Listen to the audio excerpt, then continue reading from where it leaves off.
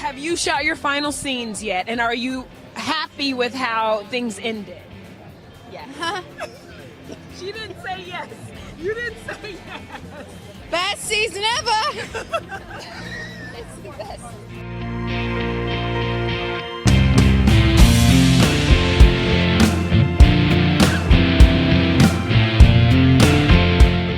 You would think that after nearly 100 years of making television shows, we would have got to the point where a prerequisite for starting a show is that you're able to end one. But unfortunately, for what seems like more and more shows these days, meeting expectations with their final offering is an uphill climb. Every year, there seems to be another series to add to the long list of shows that just couldn't make it over that final hurdle. Despite apparently living in a golden age of television, this seems to happen more and more. Now, believe it or not, I'm not going to attempt to explain the reasons for these shows failing in this video. Well, I may do this a little tangentially, but it won't be the focus of the video. As you probably gauged from the title, I will be focusing on Netflix's first German TV show, the mysterious and ridiculously entertaining Dark. If you haven't seen Dark, first of all, what are you doing watching this? Second of all, go and binge season 1 and 2, and then come back and watch this video.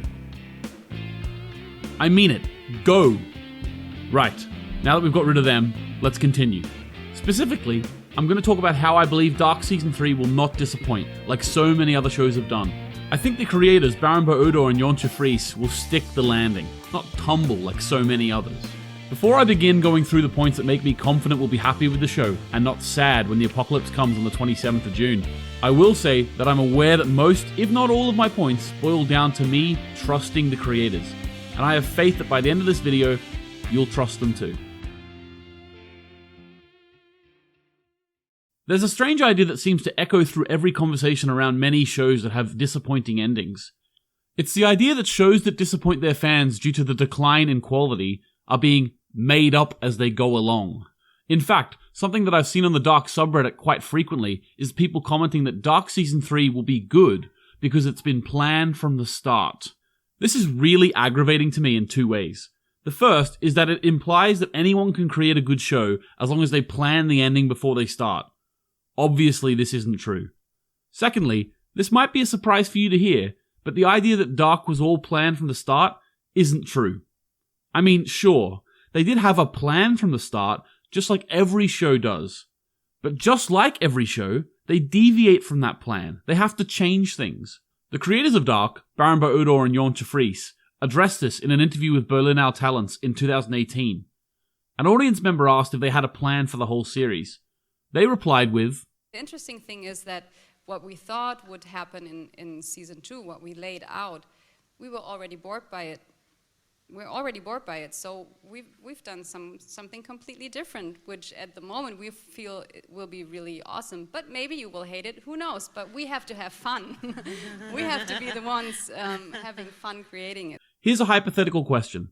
What do you get when you pair incredibly talented creators with an eye for detail and a streaming platform that gives freedom to those creators? I'll tell you what you get. You get a bloody good show. But hang on. If they're changing things from their plan at the start, then how on earth will they manage to finish it in a satisfying way? The answer is that it isn't about the planning before you start.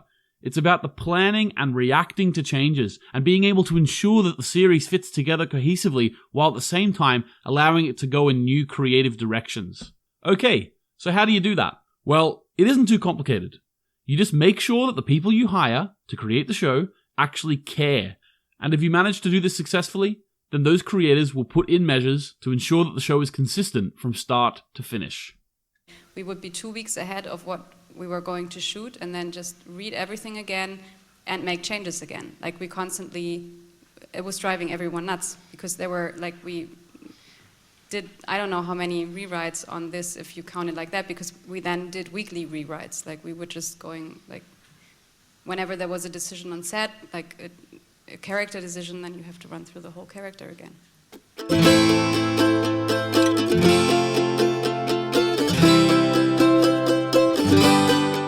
I would have started on Lost the second season really with a polar bear. Just like what he's doing and why he's there. Like. The success of a show's final season comes down to a few factors. In my opinion, one of the most important of these factors is whether or not a show reveals the answers to questions in a satisfying way. In the same interview, Yonsha and Baron talk about how Lost disappointed them. Baron joked that he would have started season 2 of Lost with the polar bear. This alludes to the fact that he felt, in Lost, the answer to the question why are the polar bears on the island came far too long after the question was posed. He, like many of us, was unsatisfied having to wait 3 or 4 years for that answer. Answers to questions need to be well set up and delivered in a timely fashion. Imagine sitting down for a meal in a nice restaurant. You've been really looking forward to eating at this particular restaurant for a long time. You've been promised by a friend that the sirloin steak is the best steak in the world. You cannot wait. You didn't eat lunch because you were so excited. You sit down to dinner and the waiter gives you a basket of bread. The food takes so long to come out that you needed to eat something or you were going to faint. So you start eating the bread. And it takes longer to come out, so you have another piece of bread.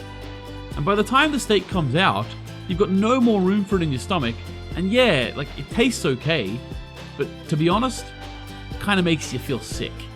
Baron states in the panel that they were afraid of doing what Lost did, and they decided only to make 3 seasons to minimize the risk of delivering an unsatisfying finale. I was afraid, will it be like Lost, like, this TV show Lost at the end, so like there were a lot of stuff mixed together, and at the end you will say, why did you do that to us? So,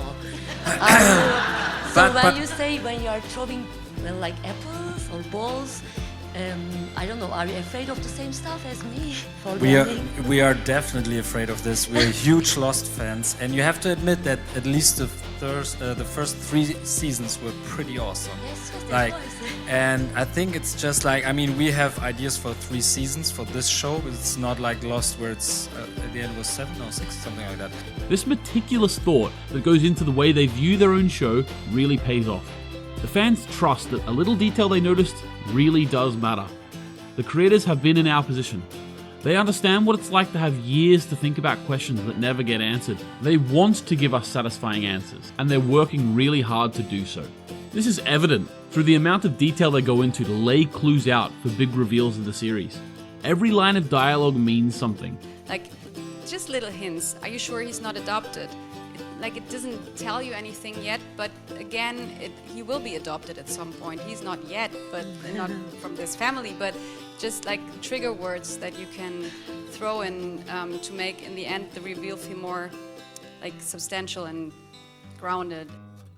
Every costume choice means something. Because we see Michael hanging himself. It's the first dead body we see, and the next time we actually hint to something that has something to do with death is Mikkel. There are obvious clues hiding in plain sight. Cup that is 2019 and a blue cup that is 1986. Oh wow! And you have a little figurine moving from one thing to the other. You even need to read into the names of particular products. We have that chocolate bar that is called Twix actually now, but in the 80s it's still called Ryder, and so again that is also very sublime. But the idea is there is one thing that is still the same. It's still the same, but they just changed the name. Say what you want, but the level of detail in Dark is unmatched in my opinion, and I think this will translate into us all with smiles on our faces when the apocalypse hits.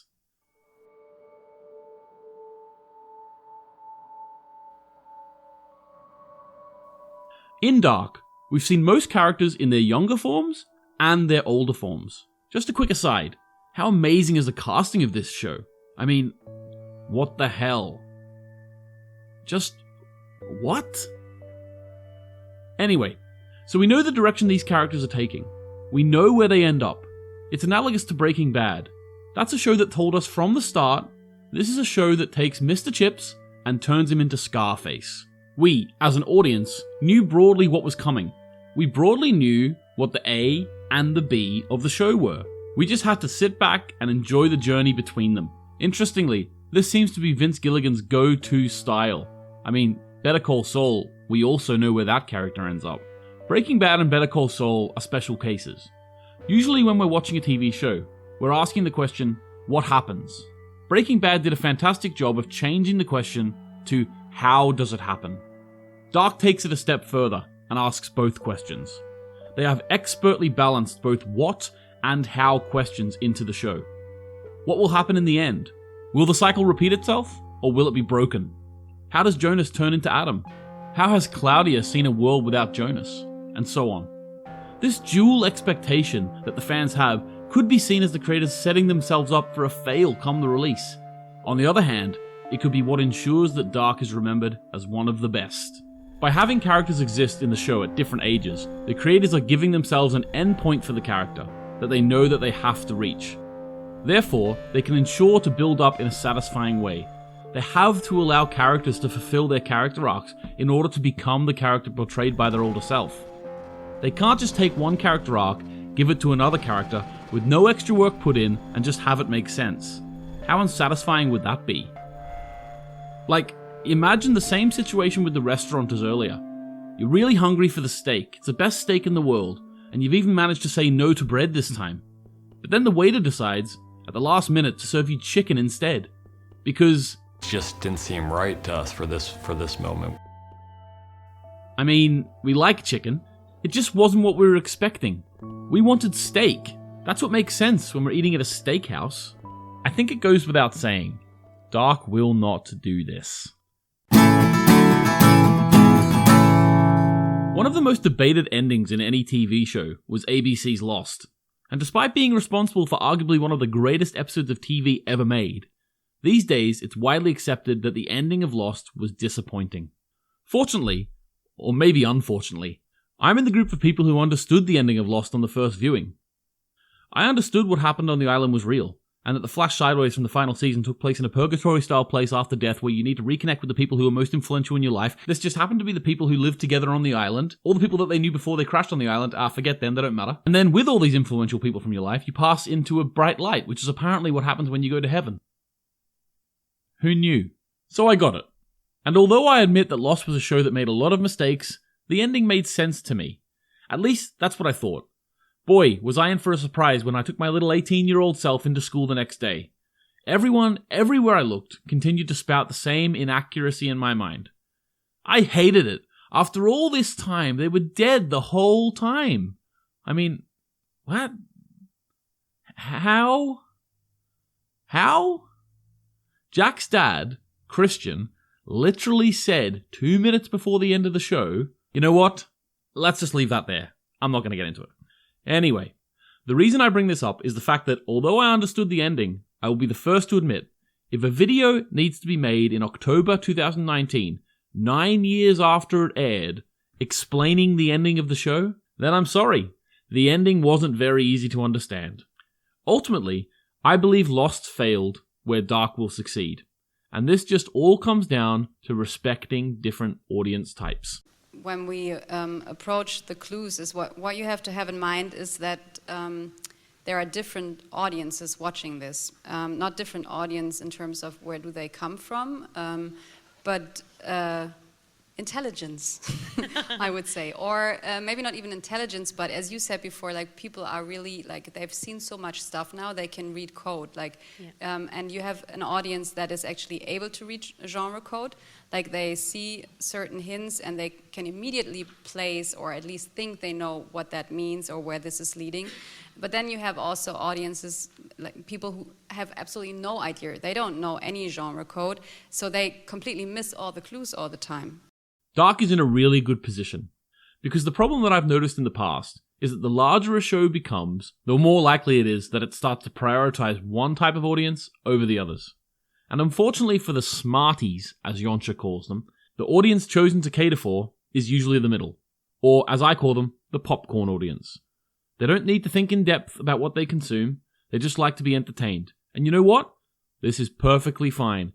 I have many loved ones who fit this category, and it's fine. We all have our own interests, but what annoys me is that TV rarely strives to please all types of audience. Baron and Yonsha are definitely thinking of how they will be perceived by each audience type, never focusing on only one. This is one of the main reasons that you don't really get disagreement on the show's quality, like you do on the shows that are only aimed at one audience type.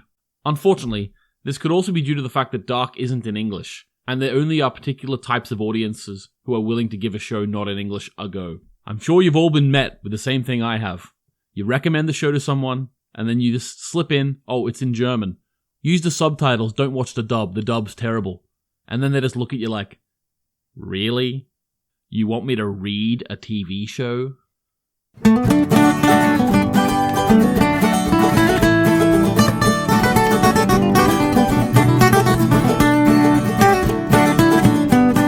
know I've picked on Lost a lot, but I think we can all agree that it's the first show that comes to mind when you think of a mystery show that had a disappointing ending. Also, I've had these feelings about Lost locked inside me for a decade now. They're just bursting out, I'm sorry. Anyway, when Lost was created by J.J. Abrams, he did what he usually does. He started up the car, put a brick on the accelerator, and then he gave the keys to a couple of people and said, there you go and catch it. Whereas for Dark, Netflix invited Baran Odor and Yoncha Fries down to the car dealership. They let them browse around, choose a car. They handed them the keys. I mean, sure, the dealership rings up every now and then asking if they want to service the car, but they're still the ones at the wheel. It was really the best experience we had so far, work-wise. They really let you do whatever you want, but they're giving you notes and comments, of course. You know, they still pay for stuff, but they always ended every discussion we had, but you're the showrunners. And when I say they're at the wheel, I mean they are at the wheel. I have a question about the size of your production team. Like on a show like Lost, they had different directors coming in every week. They had showrunners was a special responsibility. But you're showrunning, you're directing, you're writing, you're producing.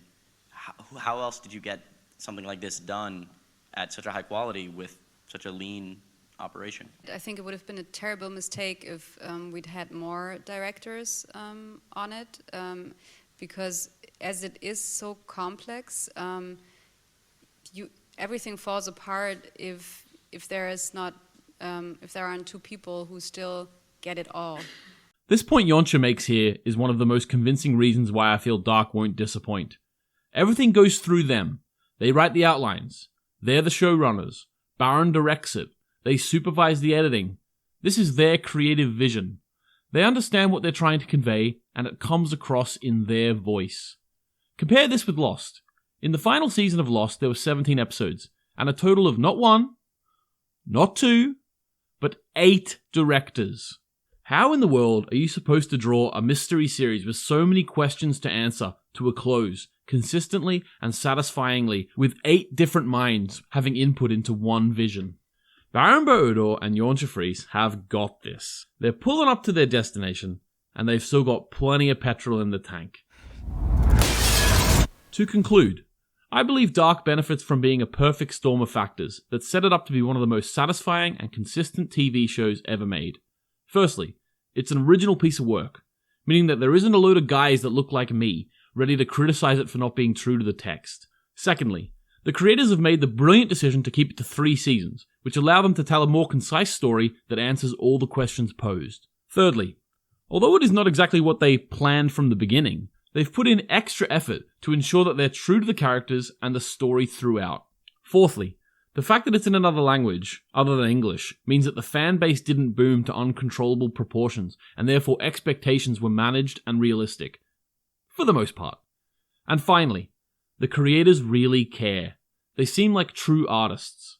They are not making a show purely to serve advertisers, or to fill time on a 24 hours, 7 days a week television schedule. They are making a work of art. And in my belief, they know that this show will most likely turn out to be their magnus opus, and they really don't want to screw it up.